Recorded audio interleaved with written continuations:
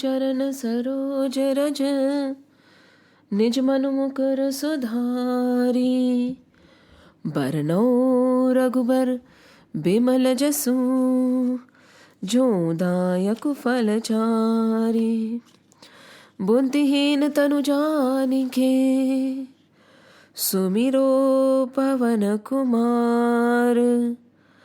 बल बुद्धि विद्या देहु मुहि हरहु कलेश बेकार। जय हनुमान ज्ञान गुण सागर जय कपीस तिहु लोक उजागर। राम दूत अतुलित बल धामा अंजनी पुत्र पवन सुत नामा। महावीर विक्रम बजरंगी कुमति निवारी सुमति के संगी।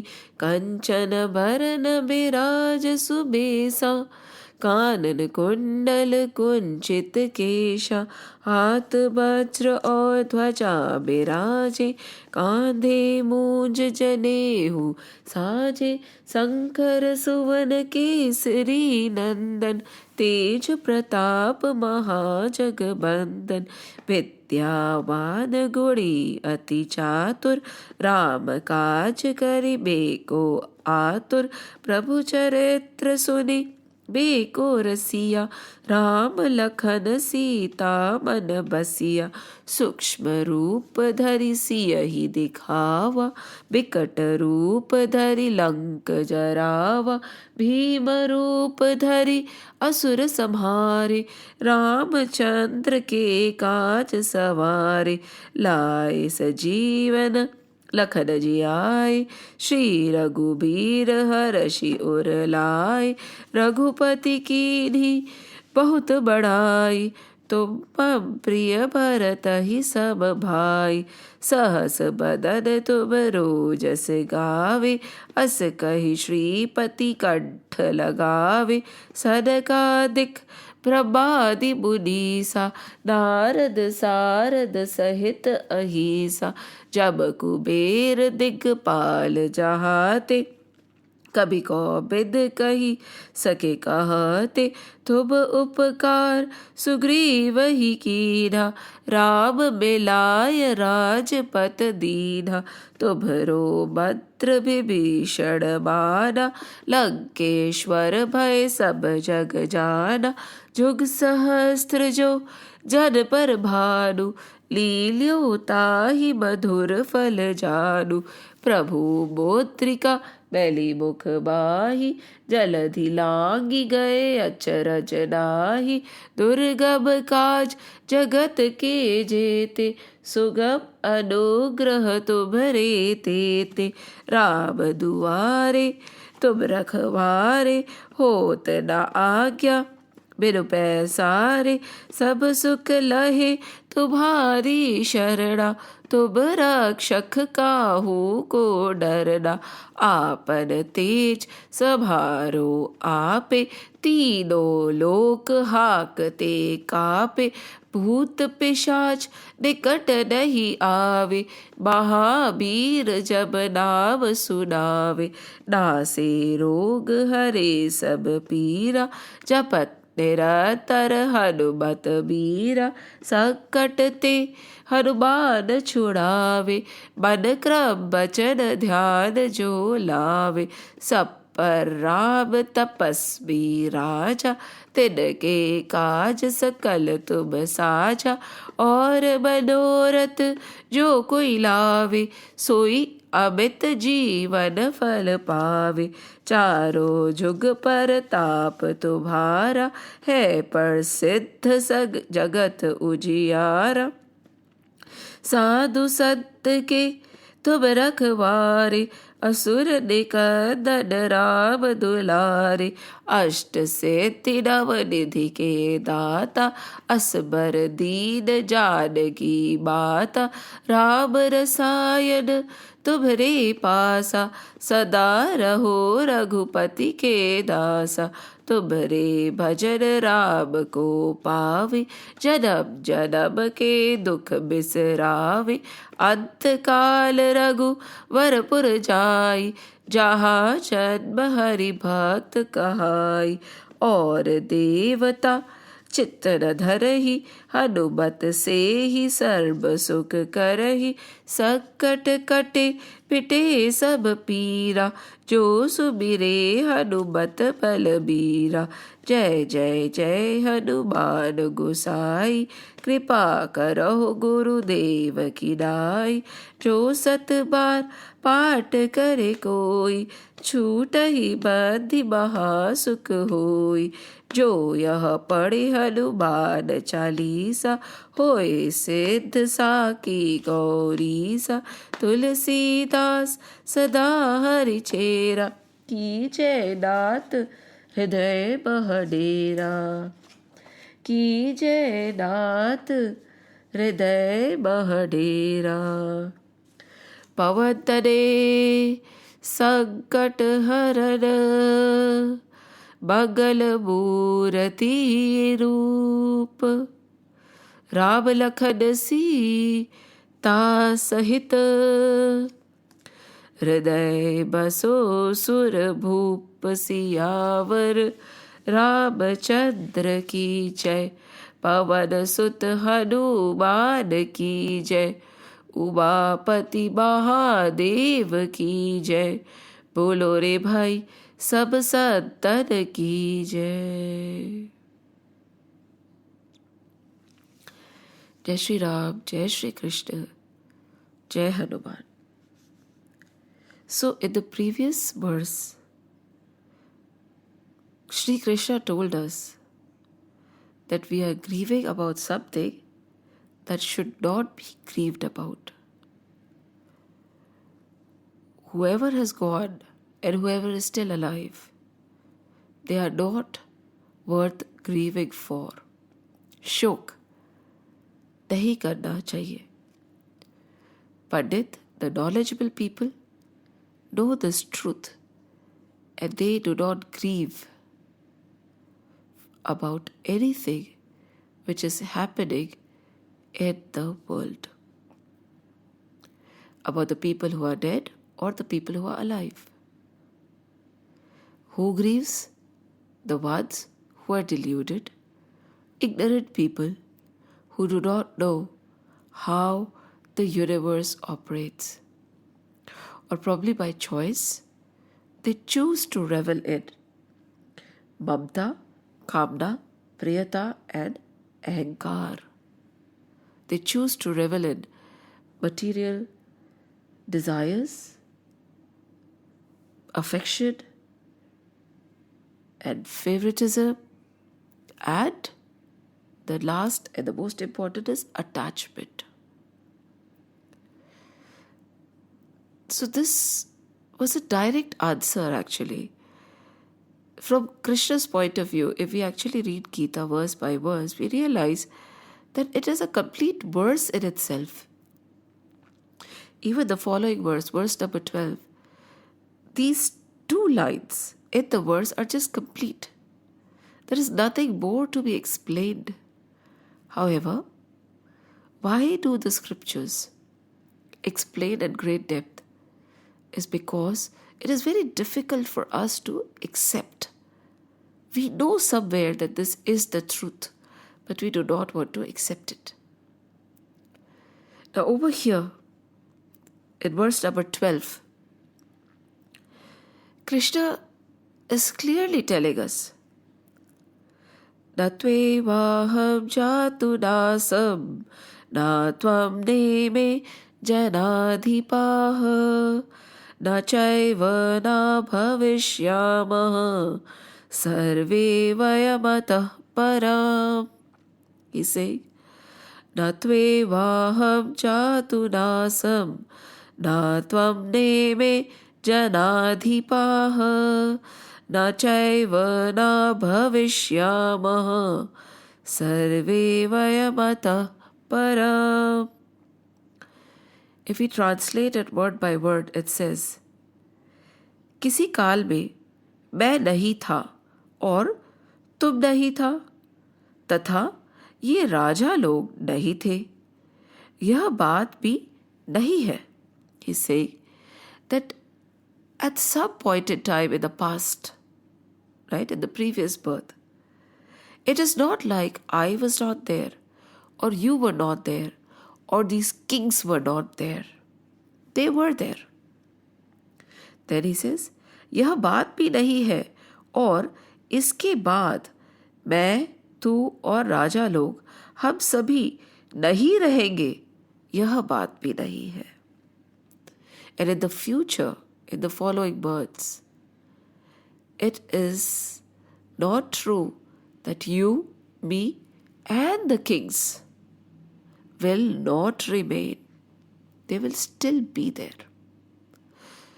So basically he's saying in the past, everybody existed. In the future, everybody will still be there. In the present, we acknowledge that we are there, right? That is why Shri Krishna is not emphasizing on the present.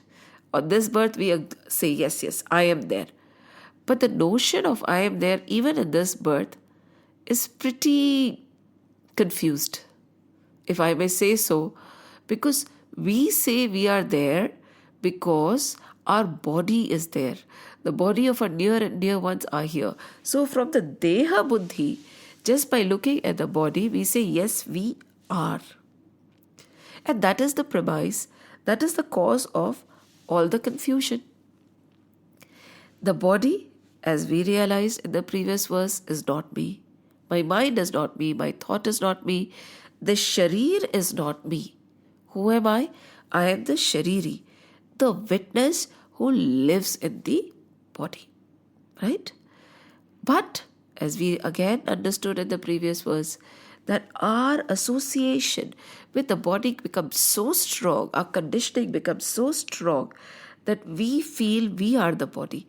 And body-related relations and material possessions become what we think our own possessions, our own relations. They are the relations and the possessions of the body. They are not the relations and the possessions of me, the witness, the shariri. So over here, Krishna is saying one more thing. Previously, in the previous births, or before you were born as this body, before I was born as this body, before the kings were born as this body, who says that they were not there? They were there, you were there, I was there, they were there. And now after losing this body, right, that is the whole lamentation, isn't it? Arjuna is weeping and whining because he is afraid that he is going to kill his near and dear ones. But now Krishna is saying, what makes you think that after this birth, when this particular body is not there, they will still be there? You are there, I will also still be there after this body is dropped. So what is Sri Krishna emphasizing on? He is emphasizing on the eternal nature of our existence. Our existence as in me, the shariri, me, the one who lives in the body. Right? And he is also at the same time emphasizing on the temporary nature of the body. The temporary nature of the body. The energy, the soul, the witness, the one who lives in the body does not change. However, this body changes and is always changing, and one to the other it dies 1,000 times even when we feel that it is alive. We change from when the childhood dies, adulthood comes. When adulthood dies, Jaravastha, that is old age, comes. So on and so forth. Every year, the previous person that one was dies, and a new older person comes. Our cells are always dying and being reformed. In fact, we change. Our previous thought process dies. A new thought process comes in place. Our previous experiences are forgotten. New experiences are taking place. Our previous relations are many times left behind. New relations are being formed. So, this constant change that the body goes through is kind of a death only. The old has to die to make space for the new. But what is it that does not change? That is what Sri Krishna is talking about. He is talking about that soul, that energy which is eternal. We were there, we are there, we will remain there with or without this body. But our conditioning is so strong that it is very, very difficult to break it. Now let's understand the philosophy of reincarnation.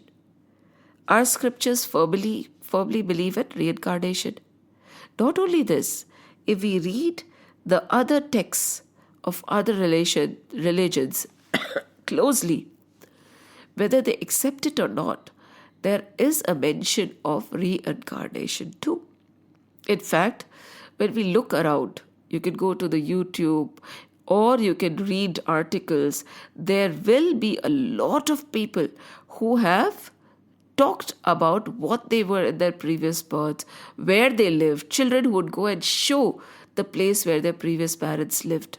So it is not something which is not true. There is proof now, there is mention in our scriptures, and so reincarnation, rebirth is a normal phenomena which most of us accept. Yes, I won't say that all of you deny or I deny it. We all know, we all accept it. Now, not only this, reincarnation can happen in various yonis. Today, I'm a human. Tomorrow, based on my karma, based on my vasanas, based on my sanskars, based on the situation which is conducive for me, I could be born as an animal, a bird, a fish, or a human in a different society, different country, different religion. You never know. So from one birth to another birth, there is no surety of what we will be born as. We could be born as a Dev also, right? Devlok. It is complex, yet very simple. Complex because we get a little scared of this. See, there was a king called Raja Bharata. And in our scriptures, it was very normal for the richest and the poorest alike to give up whatever they possess, their family, friends, everything, and go on to Vanaprastha ashram or sannyas ashram. Because later years, when everything, all their responsibilities had been fulfilled, they would leave. So again, Raja Bharat was a very pious soul, and he ruled like a father. Once his son was ready to take over the kingdom from him, Raja Bharat decided to leave. And it did not take him too much time. In a minute, not less than a minute, he left everything from the heart. It is not the superficial leaving of things. From the heart, his wealth, his riches, his family, his wife, his children, friends, everything, relations, with just like dropping of a thing from the hand, and when you never think about it again. And he walked away. A king of the entire world walked away, dressed in tattered clothes, went next to a river and made a hut and started living there, practicing or getting ready for the sannyas ashram from the Vanaprastha ashram. So in his hut, he would sit, he would spend a lot of time in sadhana. However, once while he was sitting and he was very close to liberation, he heard a loud roar, and what did he see? A doe was being chased by a lion. The doe was expecting a baby, and to save herself, she jumped from one bag to another bag. In the process, the baby got delivered, and the baby fell in the river, the fawn. Now, the mother, as soon as she reached the other side, passed away because of the fatigue and anxiety and the fear.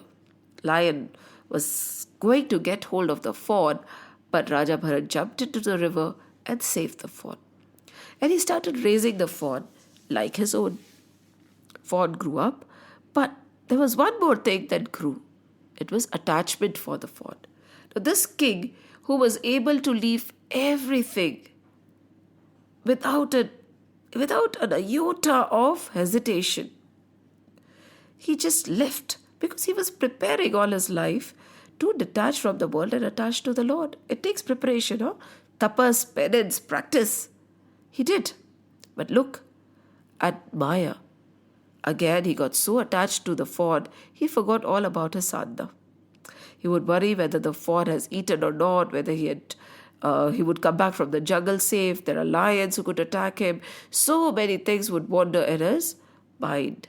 And it just so happened that when Raja Bharat was about to leave his mortal body, about to die, the fawn was standing next to Raja Bharat and licking him. And all Bharat could think about was the fawn and who will take care of him, how will he live without him. So much of attachment that no other thought came near his mind, and he passed away to be born as a deer in his next birth. But because of his tapasya and sadhana, he still had the memories of his previous birth. Now, this birth, he realized what a blunder, what attachment can do. So, in spite of being a deer, he would maintain a distance. He would not come close to anybody. He would hide himself. He would listen to the sages and eat what they were eating so that maybe he would be able to get a human birth again. See, human birth is rare, and he missed a golden opportunity. He was literally kicking himself for this. By God's grace and his one-pointed focus, he was reborn in a Brahmin kul. Again, he remembered what had happened in the previous birth. He was a deer, and the birth before where he was a king. Now, he was so petrified that he did not want to make this error again. He realized how Maya is pretty powerful. No matter how elevated you are, the clutches of Maya can hold on to you anytime, catch hold of you anytime. So this time again, he decided to behave like a dimwit. He was a well-built, nice fellow. And as he was growing also, he would act silly. He would not open his mouth, not a word uttered the entire time. And he would just lie around like a fool. So his father and mother really got worried, but they would tend to him and take care of him. But afterwards, his brothers and his sister-in-laws did not look after him well. Sometimes they would give him food, sometimes they would not. They would rebuke him, shout at him, everything. But he would not open his mouth. If given something to eat, he would eat. If not, he would not. If let into the house, he'll sleep inside. Otherwise, outside. And finally, he left. He left. In the jungles, this Jada Bharat, as they knew him, was caught hold by dacoits, and they wanted to sacrifice him to Ma Kali. But Ma Kali realized how elevated he was, and she took a form and ate away all the monsters and let Jada Bharat go.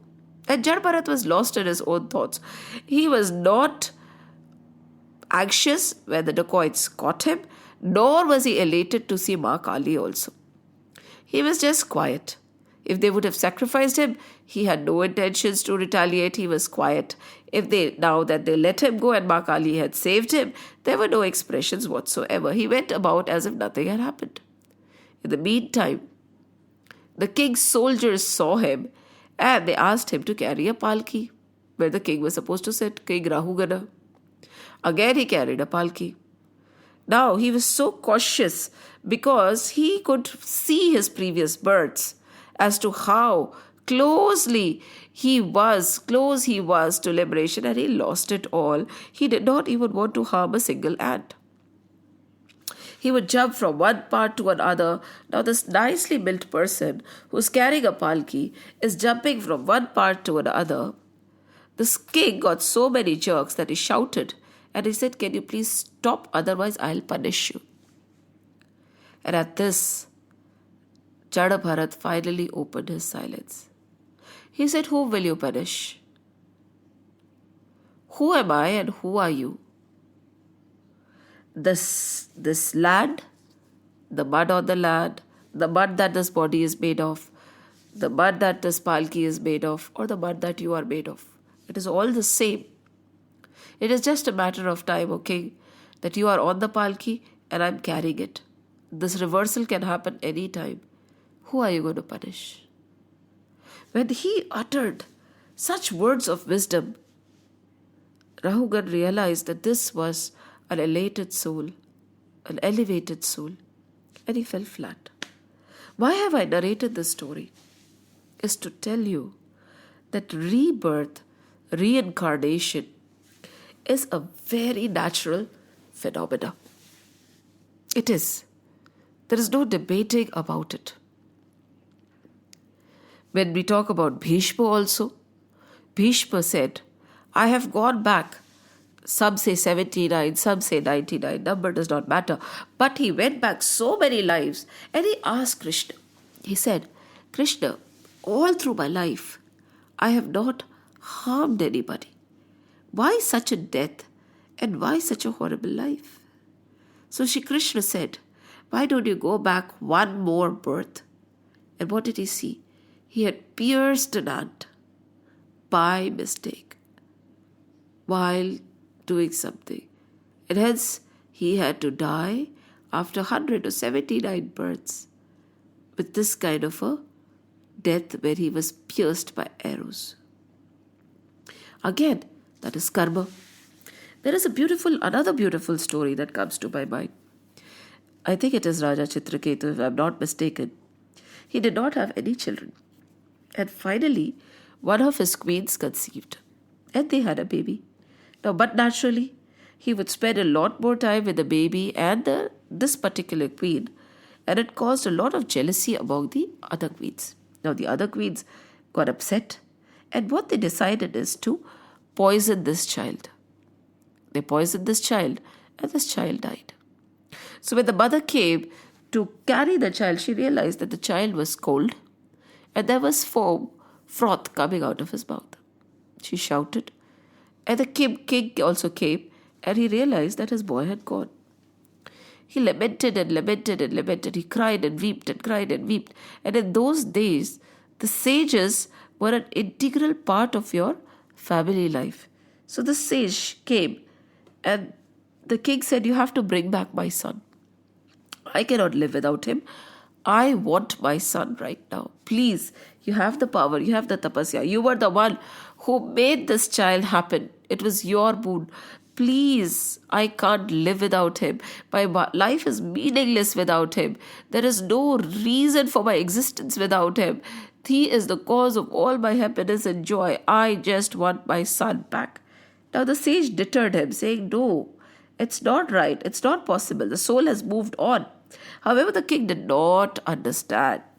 And finally, the sage gave in and he said, "Tathastu, if that is what you want, here." So he pulled the soul back into the boy. And the boy woke up, right? Little baby woke up, sat down, looked around in a confused state. He looked around. He looked here. He looked there. He said, "What am I doing here? What happened?" The king carried the child and started hugging him. He said, "My baby, you're back. I'm your father. See, I'm here. I was waiting." And he cried. There were tears of joy. The mother was crying. The queen was crying. Tears of joy there also. When the child opened his mouth and he said, "Who are you?" Just imagine, it had not been long before he left. "Who are you?" he asked the king. "Who are you?" he asked the queen. "Where am I?" Now the king said, "What has happened to you?" "I am your father. I am the king. I am your father. This is your mother. You really love us. We got you back somehow." At the time, this child asked again, "In which birth were you my mother? In which birth were you my father? I have taken multiple births in various species, that is yonis, various species. I have had multiple parents. So, in which birth were you my parents? I do not remember. Kindly let me go. I have a journey which has to be fulfilled. Let me go. And you also don't weep. This is life and this is death. Souls are just going from one birth to another. They have their own personal upliftment that is needed. That's why they are taking different births. There should not be any attachment. You should not weep. You should not cry. Leave this. And I also don't remember you. Kindly let me go on my journey. We are not bound by each other, O King. When this little boy said this, his soul basically, because he was confused to be in this body, he did not even know whose body he had entered. The king looked at the sage and said, okay, let the soul go. And after that, there was a vairagya in him, total vairagya. And it is said, of course, after that, he left the worldly things, he went and did a lot of tapasya, got liberated. But again, the bottom line is births and births and births, rebirths and rebirths and rebirths, different bodies, different species, different relations, different people, different parents. The soul said, there is no cause for attachment. Do we cry and weep and lose our mental balance if a passenger sitting next to us deboards the train? No, we know that it was a journey. We all boarded the train to go somewhere. He has reached his destination, so he's leaving. And there are times when we don't even talk to the passenger who's next to us, but there are times when we become good friends. We enjoy the journey together, but we do not weep and cry and pull and act crazy when the passenger is deboarding. If we do that, we would be put in a mental asylum directly. Then why do we weep and cry? Why do we get attached in this life, which is just a journey? Our family, friends, relatives are just passengers in this train. Everybody has their own destination. And when the time comes, the one who has to deboard will deboard,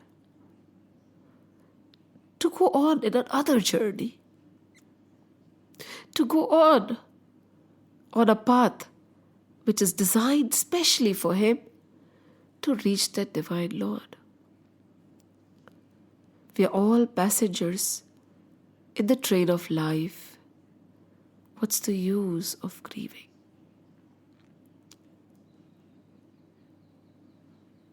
Just think deeper, as deep as possible. Before the passenger boarded the train, he existed. After he deboards, he exists. Currently also he exists. Then where is the need to grieve? Do you know the need to grieve is not because of deboarding. We grieve because of our attachments to the body. If we had loved, we would not grieve. Why is it difficult to accept that the individual still exists? Because we identify with the other individual, be it my son, my daughter, my husband, my parents, thinking that that body is them. We grieve because we think when the body goes, they also go. But is that the case? No. That's what Shri Krishna says. They were there. I was there. You were there. They will be there. You will be there. I will be there. We are all eternal entities. We are all eternal in our nature. The body dies, the body perishes, but the soul remains. What is the need to weep? What is the need to cry? What is the need to lament? Tell me, O Arjun. Tell me, O Arjun. And the same question is being asked to all of us by Krishna. क्यों रो रहे हो? इतना आसक्त क्यों हो रहे हो? ये संसार चक्र चलता रहेगा. There's a beautiful example that Akhandaraji gives. Suppose somebody asks you the location, whether it's north, south, east, west, northeast, north, south, up, down. How will you say what is the location? We will say, okay, it is left to the pole, right to the pole, below the pole, above the pole. So we'll take a benchmark. But in reality, there is no left, no right. For some it is left, for some it is right. For me it is left, for you it is right. So there is no left, right, up, down, north, south, nothing. Because of the benchmark, we feel that there is. In the same way, there is no demise. But because we take this body to be real, we feel that the person dies when the body dies. किंतु ऐसा नहीं है. I know, it is very, very, very difficult to accept it. But this is the fact. Why is it? Why is it that we are unable to accept this simple fact? The reason is because there are vrittis in us. What are vrittis? Vrittis is the content of our consciousness. It is like the waves, the constant waves, the thoughts, the disturbances. When we look at the ocean, deep below, it is calm and quiet, right? But when we look above, what do we see? We see waves and ripples and motion. These waves and disturbances cover the calmness. They cover the otherwise calm self that we are, the otherwise calm mind that we have. And why do we really don't want to accept? Because I will not say that we do not believe. I have a feeling that we all believe in reincarnation. That we are born and born and born and born and born again. We will be born again. Even if you don't believe, it is all right. Why is it that this belief is not firm or this belief is not established? Or we do not believe, if you want me to say that. Because our vrittis are outward bound. Our vrittis are not inward bound. They are not antarbukh, they are bahirbukh. Why? We look at the world outside. Our world is all outside. We are always holding on to things which are transient in nature. In the process, the permanent and the eternal things that he is perishable and transient, just like the things he is attached to. The minute we bring these vrittis inwards, we start introspecting and going deeper within. We will realize that these vrittis, this commotion is only superficial in nature. Inside we are calm and quiet. There are 5 types of vrittis. Let's expand a bit. Praman, Vipraya, Nikalp, Nidra and Smriti. That means correct knowledge. Vipraya means incorrect knowledge. Second, imagination, Vikalp. Nidra, sleep. Memory, Smriti. There are 5 types of vrittis. And The last four types, the incorrect knowledge, imagination, sleep, and memories, are the one which create the most havoc, the most ripples. If we have vritti with correct knowledge, the thought is correct, formed with correct knowledge, it is only going to help us go inwards and look for more correct knowledge. However, if we feed it with incorrect knowledge, it will fuel ignorance, it will fuel this turmoil in our mind, it will fuel our outward bound nature. And imagination and fantasies, again, they are not real. We wish they were, they are not. The reality is very different. And we all know it. What is the reality? We somehow know, subconsciously. There is not one person, I think, who does not know. But these vrittis are fueled, like the thoughts, waves are fueled by our imagination, by incorrect knowledge, and slumber, and memories, smriti, previous memories. All together, they create a very strong conditioning which does not want to believe in the truth, Pramad. What is Pramad? Our scriptures are Pramad. Our inner voice which knows is Pramad.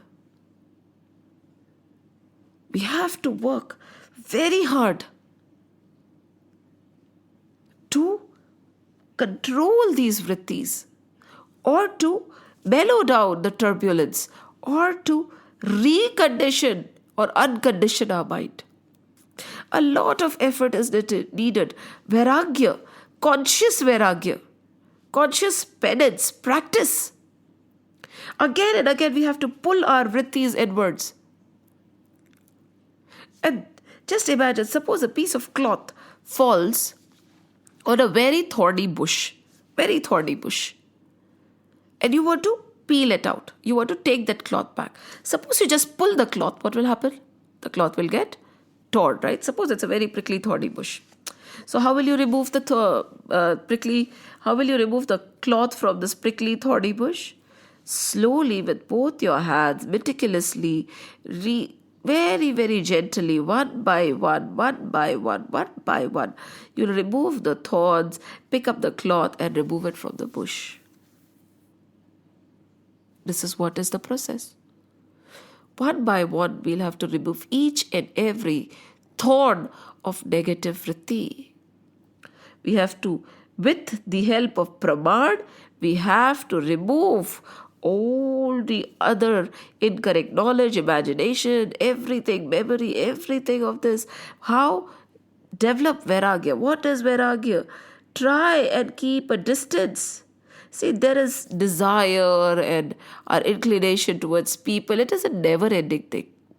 The more you mingle, the more you want to buy, the more you have. It is like adding fuel. The more you will want. It is like a tunnel which has no end. So consciously, we have to detach. We have to remove ourselves from this world, just like we remove the cloth from the thorny bush. One thorn at a time, constant effort, consistent practice, and it will happen. What are the things needed? First of all, prayatna. We do not even want to make this effort, do we? The effort of changing our vrittis from bahirbukh to antarbukh, from outward bound to inward bound. We don't want to do it. That is the biggest hindrance, where we don't want to. The day we want to, we'll have to just meticulously work towards it. Every day, right execution daily. Right execution every minute. Right execution every second. From morning to evening, being alert, ajat, and in awareness. वृत्तियों को सही करते जाओ प्रमाण के साथ. प्रमाण का सहारा लो. And then we will be able to free ourselves from the clutches. But Prayatna, Pratna, Pratiksha. The 3 P's, Prayatna, Pratna, Pratiksha. And then determination, dedication, discipline, and consistent effort. Consistency is very important. Consistency and action leads to success.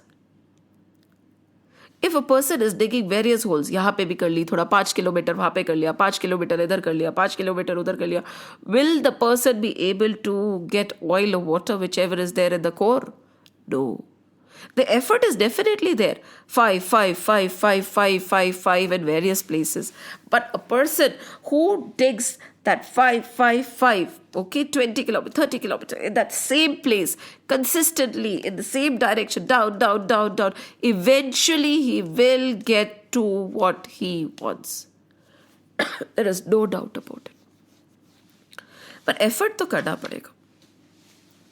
And these vrittis lead to klesh. What Arjun is going through right now is immense klesh. What is klesh? Pain, agony. What is the cause of these kleshas? They say there are pancha klesh.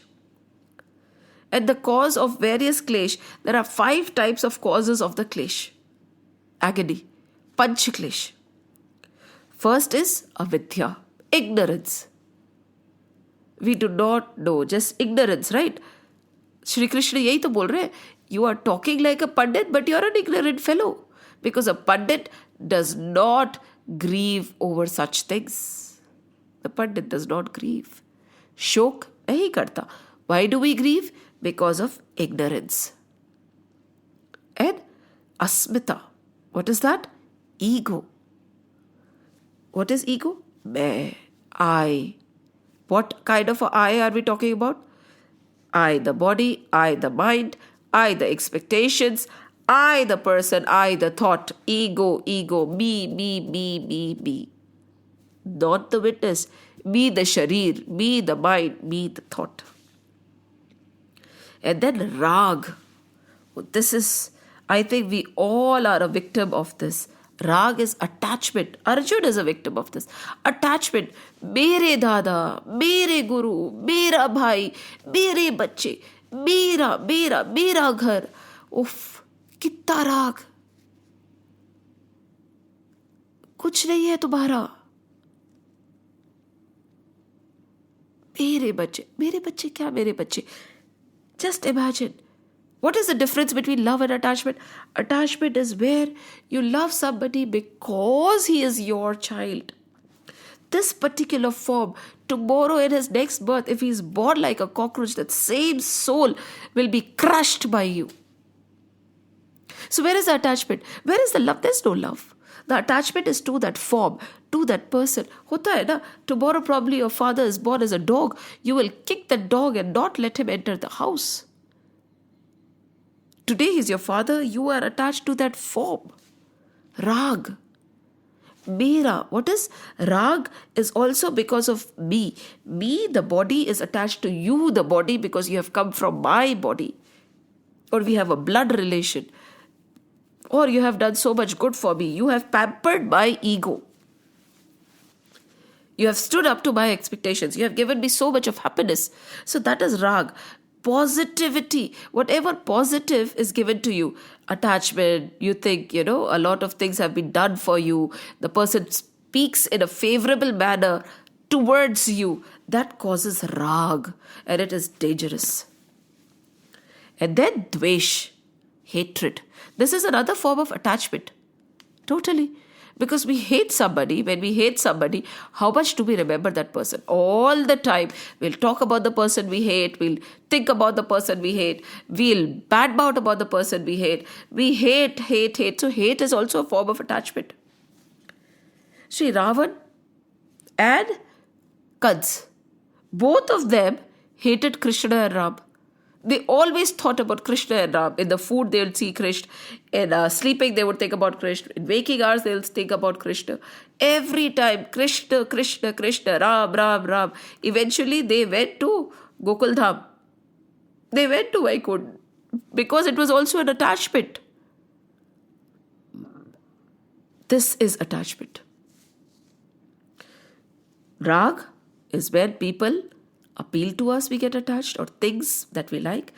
Dvesh is attachment, but in the form of hatred. Both are very strong, and forgive me, I think Dvesh is a greater form of attachment than Rag. Both undesirable. And then is Abhinivesh. And we all suffer from Abhinivesh. What is Abhinivesh? Abhinivesh is the fear of death. We all fear death, isn't it? From the child to the old, death is like a taboo. Many people don't even want to tell children about it. Why? Because we think that we die. We don't die.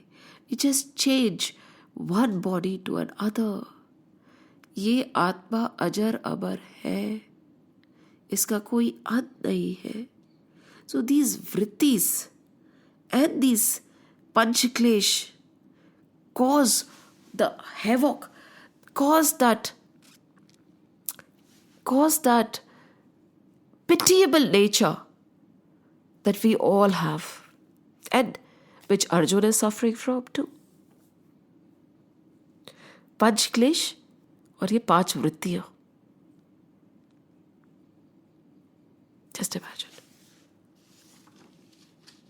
See, in the dark, a rope looks like a snake, right? And we might run away, or a shadow looks like a ghost, right?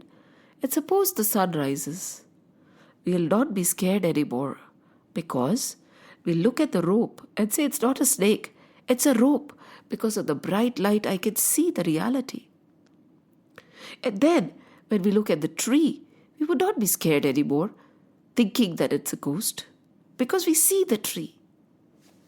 All this agony is because these panchklesh and our vrittis are covering the truth. What is the truth? The truth is, I am Satchit Anand Swarup.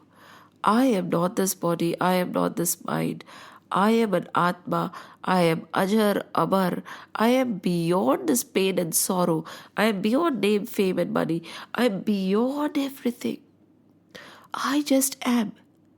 I was before I took this body. I will remain after I took this body. After I leave this body, Nothing is going to change for me. I am in this body. I will be before I have been before this body. I will remain after this body.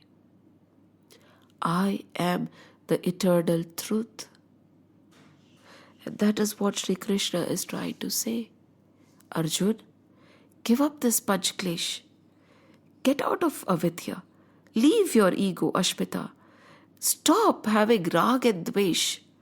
And this fear of death of your near and dear ones, which is making you so weak, should also be left. Leave this abhinivesh. Chhod do, Arjun. These are the ones which are causing you to get away from dharma. You have forgotten why you're standing on the battlefield. Don't indulge in incorrect knowledge. Don't indulge in imaginations. Don't, Arjun. Stop it. Leave these vrittis also. Your vrittis, you are the controller of indriyas, right? You are a controller of nidra. You are so powerful. Why are you letting your vrittis go out now? You are always, and you were always antarmukh. Suddenly, you have let your vrittis dance on your head. You have suddenly let them go helter-skelter, bahir-mukh. Stop. I will give you the correct knowledge, he says. Don't look. Vipraya mat dekho. Vikalp mat karo. Nidra mein mat jao. Aur smritiyon mein mat kho. Stop, Arjun. This is what Krishna is trying to do. In simple words, it is difficult, I know. It's not easy. The same knowledge, when we sit down in a corner and we think, okay, me and the people around me were there, are there, will always be there, right? Their soul will remain. But you know what causes the fear? The form will change, right? And we'll never know them as we have known them right now. Isn't it? Before, the form was different. I could have been a man, I could have been an animal, I would have had a different family. This birth, I have a certain family. He is my son, he is my daughter, he is my husband, he is my parent, he is my mother, she is my mother, my friends. A form. We get attached to the form. And that causes sorrow. We know somewhere that after we part, after death parts us, we will never be able to meet the same form again. Even if we are able to meet that Atman, that soul, he will be in a different form. The relation will be different. The dynamics will be different. The situation will be different. I would not even know. For a mother, probably her daughter would not be her daughter anymore. Her son would not be her son anymore. Her dear husband would be somebody else's probably. And that causes a lot of agony. That causes denial. That causes fear of death. Because the current state will change. The current relation, the current situation will change. And that's painful.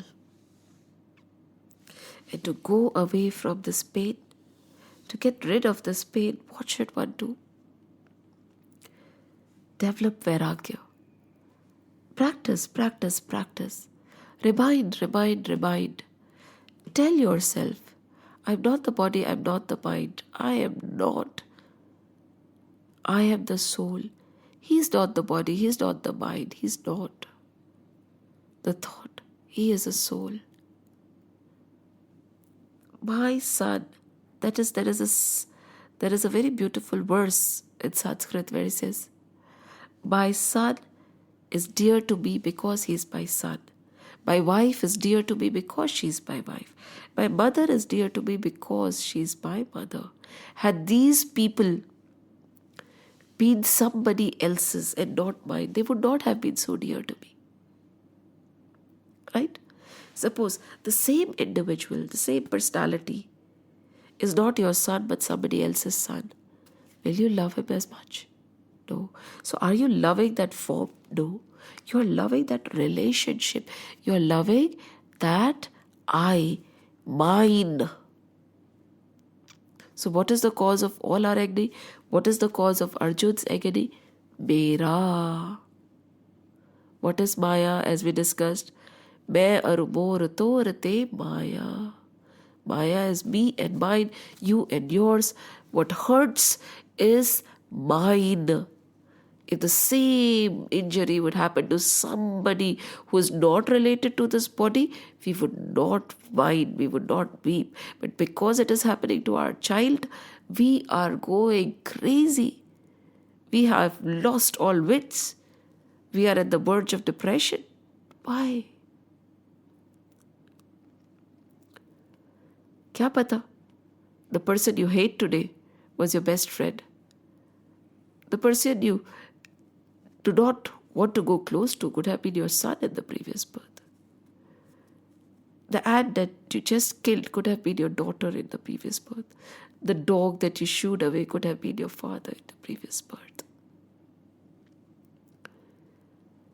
And with this thought in your mind, try to internalize the dynamics. See, this is Sankhya Yoga, right? It is giving us the true knowledge. Krishna is not mellowing down anything. He is telling us the truth as it is. He's not in the business of making me like or dislike anything. He is just telling us ये है, सही है. तुम्हें अच्छा लगे तो भी यही सही है, तुम्हें बुरा लगे तो भी यही सही है. तुम मानो तो भी ये सही है, तुम ना मानो तो भी ये सही है. Whether you agree or not, this is the reality. And the sooner we internalize it, the better it is going to be. जागो जागो जागो, निद्रा से जागो. कब तक डरते रहोगे? कब तक रोते रहोगे? अरे भाई, कब तक सोते रहोगे? कब तक खोए रहोगे? कृष्ण उठा रहे हैं. उठो, उठो. Get up. Awaken. Awaken.